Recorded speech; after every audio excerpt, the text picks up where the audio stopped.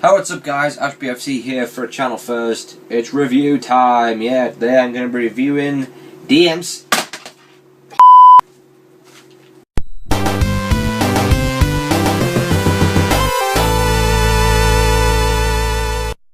Hey guys, I was trying to show, quick review on DmC Devil May Cry, the new Devil May Cry reboot game. This is the 360 version, the version I played through and beat. There is a lot of controversy surrounding this game. A lot of hate being directed at this game. Pretty much all from the long-time Devil May Cry fans. Because this is a reboot, it has no connection to the previous Devil May Cries. It's kind of a brand new start. New look, new visuals, new art style, all that stuff. But the main hate all boils down to Dante's new look. Yeah, Dante got a makeover. That's where all the hate's coming from. No more white hair, no more red jacket, different voice actor, just basically a brand new Dante. And yeah, this is outraged some of the long-time fans. Many are boycotting it, calling it a piece of shit, saying Dante's an emo f***. The list goes on. Many of them are saying that you're not a true Devil May Cry fan if you like this game or plan on buying this game. But I'll just say now, I am a long-time Devil May Cry fan. Okay, I've been playing the series since the very first game all those years ago on the PS2. I've played all the Devil May Cries, I've beat them all. DmC 3 is one of my personal favourite games of all time. So yeah, I'm just throwing that out there. I mean, at the end of the day, it's just a character design, okay? Yeah, I mean, I do believe the lead producer got death threats over this new look. It's just a character design, what is wrong with people? Some people need to grow up. I admit, yeah, I much preferred Dante's original design. I like the red jacket, the white hair. I thought he looked his most badass in DmC 4, personally. But like I said, it's just a character design. Whinging is not going to change it. It is what it is. And if you refuse to play this game just because you don't like the look of the main character, you're an idiot. You're missing out on a great game. This game is very, very good. This game is damn good and a great entry in the series. Like I said, it is a reboot. It's not developed by Capcom. It's developed by Ninja Theory, who are best known for Heavenly Sword and the criminally underrated Enslaved Odyssey to the West. Yeah, and they are an English developer, so bonus points.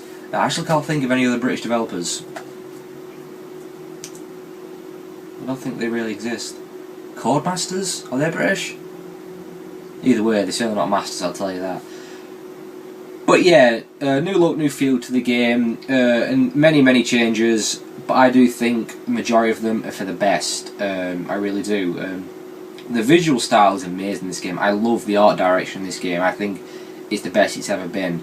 I love the whole limbo setting and the real world setting. Yeah, the level designs, they're amazing. You know how the world gets ripped apart and buildings crash and everything. It does look absolutely amazing. And the combat's better than ever. It is very similar to previous entries, but it does feel a little bit more fluid, a bit more responsive. You can pull off even sicker combos and string together more combos. You know, the gunplay is as good as ever. And I will say the story is probably the best it's ever been. Now, I know Devil May Cry is not really known for its story. It's not really about that. It's a pretty basic story. This probably is the best. And again, it's nothing deep, nothing thought-provoking.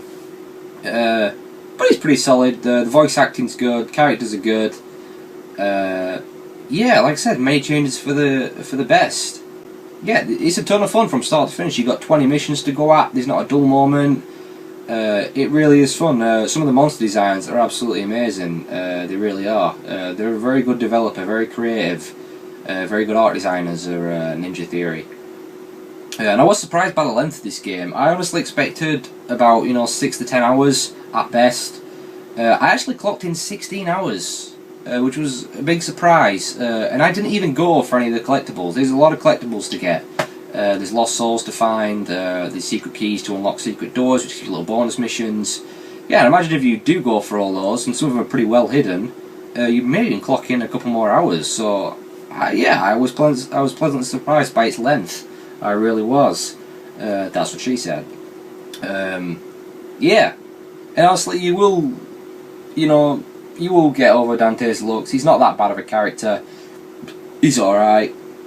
But despite all its changes, at its actual core, this is still Devil May Cry. I mean, if you've been playing the series since the beginning, you're going to realise that when you're playing, it does still feel Devil May Cry in its gameplay elements. You know, like I said, the combat's very similar. You know, you still juggle enemies, still pull off sick combos. Ranking system's still there. Orbs are still there. You know, the green orbs, golden orbs. The what's it called? Is it the divine statue thing? Still there, where you buy all your items, buy all your upgrades. You know, the guns are still in there. You get different guns.